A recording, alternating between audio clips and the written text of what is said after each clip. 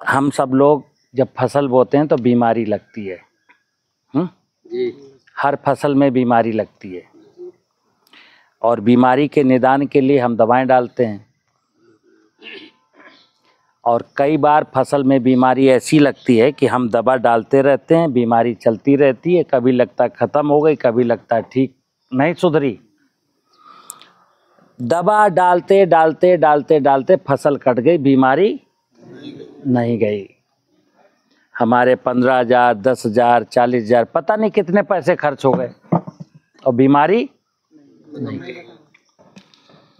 हम एक चीज कहते हैं कि बीमारी लगती क्यों है। यहां से शुरू करो,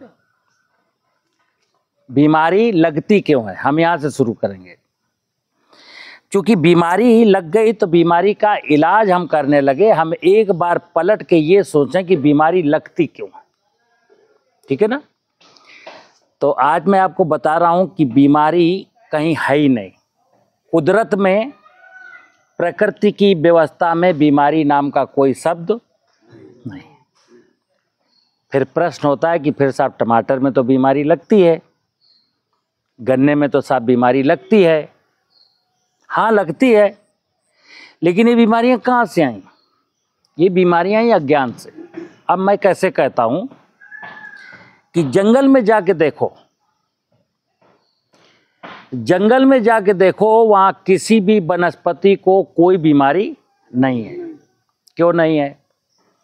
क्योंकि वहां बीमारी का मैनेजमेंट है। अब मैनेजमेंट क्या होता है? तो मैंने बोला कि मिट्टी अंदर, क्लास में पढ़ाया गया ना कि जीवांश कार्बन अगर 1% होगा, अगर उसमें बहुत सारे जीवाणु होंगे, धरती संपन्न होगी। तो जंगल के साथ क्या है? वहाँ की धरती संपन्न है, वहाँ जितने प्रकार के मिट्टी में सूक्ष्म जीव होने चाहिए सब है। उसमें बीमारी फैलाने वाले भी हैं और बीमारी फैलाने वालों पर नियंत्रण करने वाले भी हैं। वहाँ पत्ती काटने वाले भी कीट हैं और पत्ती काटने वाले कीट को खाने वाले भी कीट हैं। यानी वहाँ भगवान का एक मैनेजमेंट है, प्रकृति का एक मैनेजमेंट है, जिसके कारण वो प्रकृति हर चीज को मैनेज कर लेती है। इधर क्या हुआ कि जब से एक ग्रीन रेवोल्यूशन आया तो चलो, एक तो उद्देश्य था कि चलो भाई उपज बढ़ानी है, पैदावार बढ़ानी है, भूखों मरते हैं, खाने के लिए खूब अनाज हो जाए, फल हो जाए, सब्जियां हो जाए। अब ये उपज बढ़ाने के नाम पर जब हमने खुराफात शुरू किए, एक खुराफात नहीं है, सैकड़ों खुराफात है।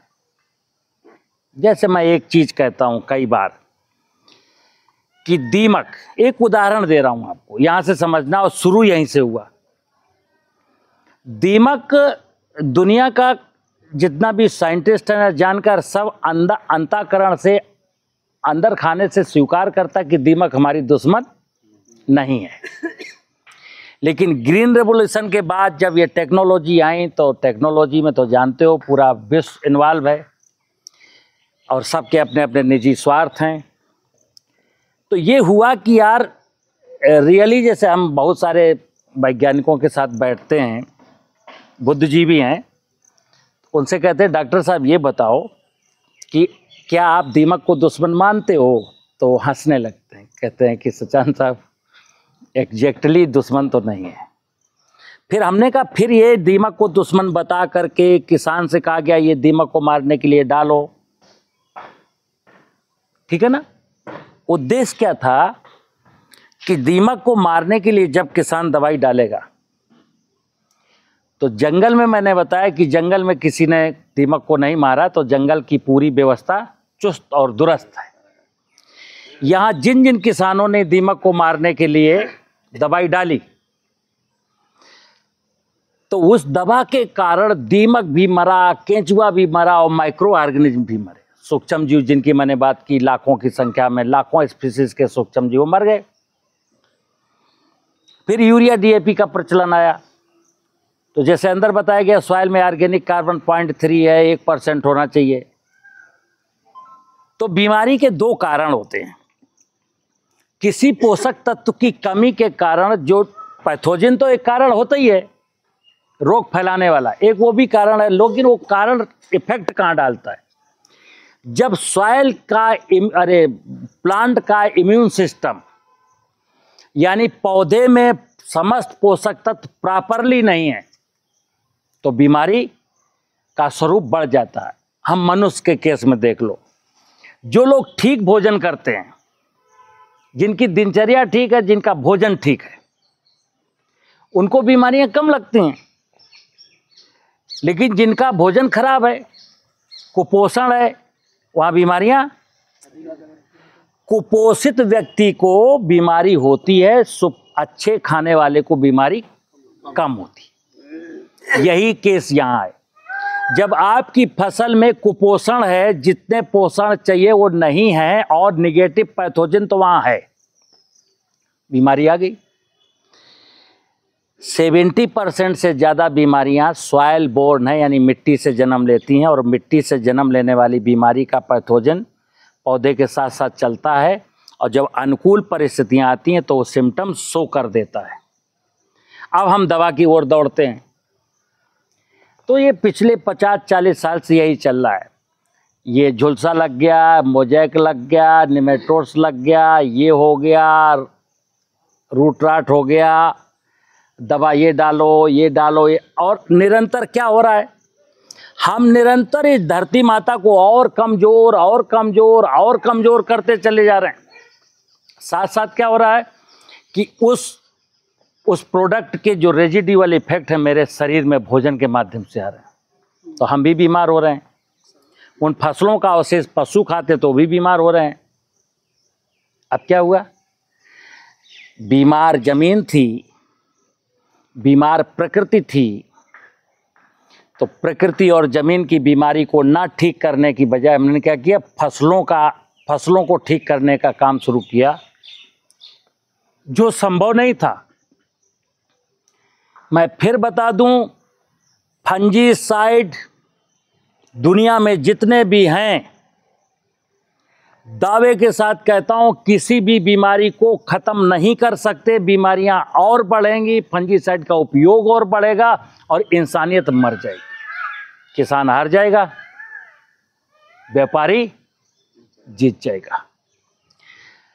तो अंदर जो बताया गया, सुबह आपको चेतन ने बताया, फिर मांडवी ने बताया, फिर हमने बताया, एक ही चीज कहता हूं, क्या कि खेती की उन्नति अगर चाहते हो मेरी फसल बीमार ना हो, चाहते हो मेरी फसल में कीड़ा ना लगे, मेरी फसल में यूरिया डीएपी डालने की ज़रूरत ना पड़े, मुझे 4 जुताई कराने की ज़रूरत ना पड़े, मुझे 10 पानी लगाने की ज़रूरत ना पड़े, तो धरती माता के पास जाइए। इसको माँ कहता हूँ। माँ अनादिकाल से, सदियों से सबको माँ ने ही पाला है, और माँ अगर हेल्दी है, धरती माँ, तो आप देखना कि माँ अगर हेल्दी है, मैंने कोई बीज डाल दिया तो अच्छे से जमेगा, अच्छे से बढ़ेगा, समय पर फूल आएंगे, समय पर फलियां लगेंगी, कोई बीमारी नहीं आएगी, कोई कीड़ा नहीं आएगा, क्योंकि फसल हेल्दी है, सारे पोषण हैं। और जमीन में कार्बन की मात्रा ज़्यादा है तो पानी को होल्ड करने की प्रॉपर्टीज बढ़ गई, तो पानी भी बार बार नहीं देना जल्दी जल्दी, पानी भी थोड़ा टाइम पर मांगेगी फसल। अभी तो जमीन को मैंने कर दिया टेरिकाट। कार्बन जिस जमीन में ज़्यादा है, 1% से ज़्यादा, उस जमीन को कहते हैं काटन की जमीन। ब्लैक काटन सॉइल सुने हो, ब्लैक काटन सॉइल। बेसिक उसका तात्पर्य यही था कि वो काटन की सॉइल जिसमें ह्यूमस रिच है। अब लोगों ने क्या समझा कि काली मिट्टी को ब्लैक काटन सॉइल कहते हैं। नहीं, ब्लैक काटन सॉइल का मतलब था कि उसमें कार्बन रिच था। काटन को बहुत एनर्जी चाहिए और वो कार्बन वहाँ पर रिच था, तो कपास बहुत अच्छी होती थी, ठीक है ना। धान भी जो है ब्लैक सॉइल में होता है, गेहूं भी ब्लैक सॉइल में होता है। नियम यही था कि ब्लैक का मतलब है उसमें कार्बनिक पदार्थ ज़्यादा हो, लेकिन अब तो वो कार्बनिक पदार्थ तो मैंने लूट लिया, अब तो ब्लैक केवल कलर बचा, ब्लैक, अंदर कुछ। देखो भाई, हमको बीमारियों से बचने का, फसलों की बीमारियां, फसलों में बीमारियां ना लगें, इसलिए सॉइल को रिच करना। क्योंकि बेसिक मैंने बोला 70% बीमारियां तो सॉइल से आएंगी। सॉइल में अगर मेरे रहने वाले असंख्य प्रकार के जीवाणु मौजूद हैं तो क्या करेंगे वो, जैसे मैंने बोला ये जीवामृत, कल आपको सिखाया गया जीवामृत, ये 1 बोतल जीवामृत आपने लिया और इस जीवामृत से आपने 1 एकड़ में, बता रहा हूँ, इस 1 बोतल को 20 लीटर में कन्वर्ट कर दिया। 1 बोतल जीवामृत, ये 2 लीटर जीवामृत है, इसको 20 लीटर में कन्वर्ट करने के लिए केवल 3 किलो चीनी चाहिए। 1 एकड़ में जीवामृत डाल दिया, 3 किलो चीनी का खर्चा हुआ 130 रुपया।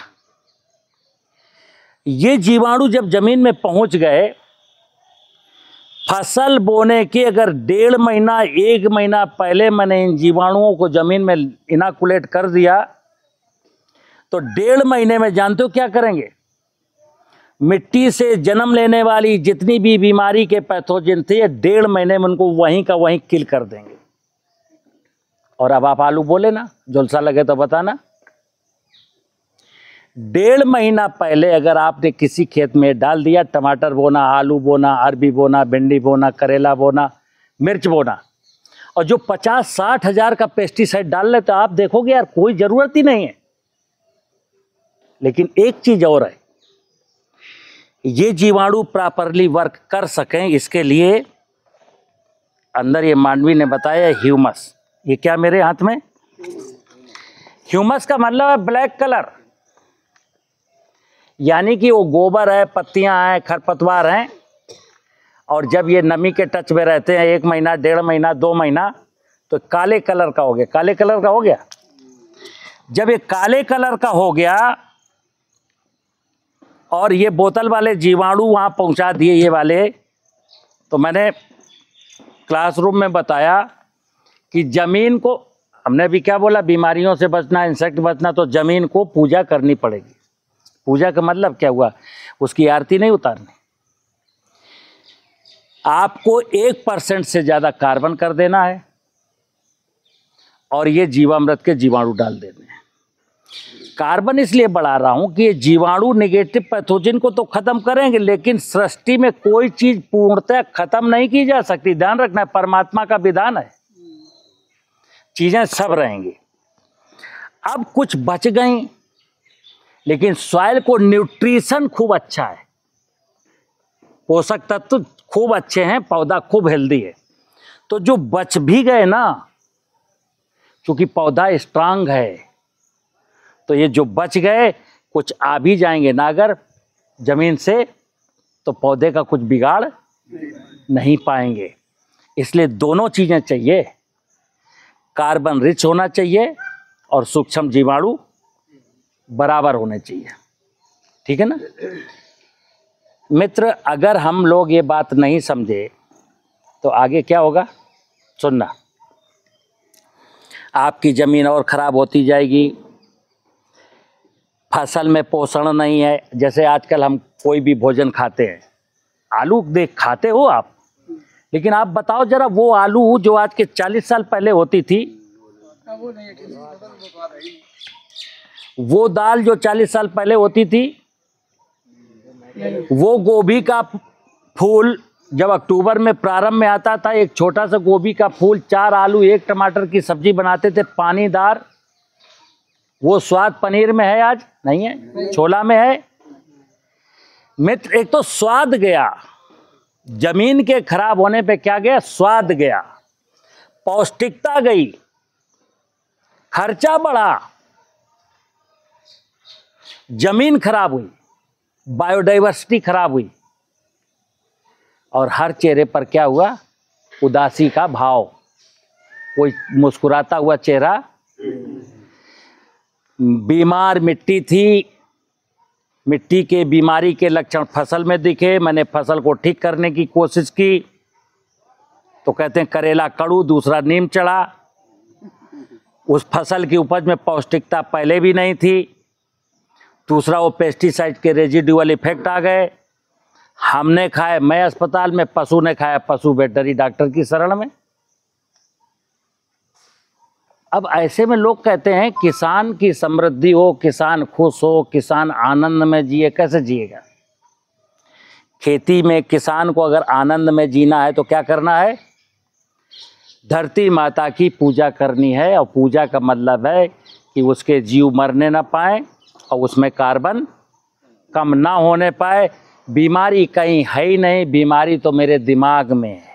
बीमारी नेचर में कोई बीमारी नहीं है, नेचर में कोई कीड़ा नहीं है, नेचर में कहीं सिंचाई की व्यवस्था नहीं है। जंगल में किसी भी वनस्पति को कोई ना पानी देता है, ना कोई फर्टिलाइजर देता है, ना कोई फंजीसाइड डालता है, ना कोई इंसेक्टिसाइड डालता है।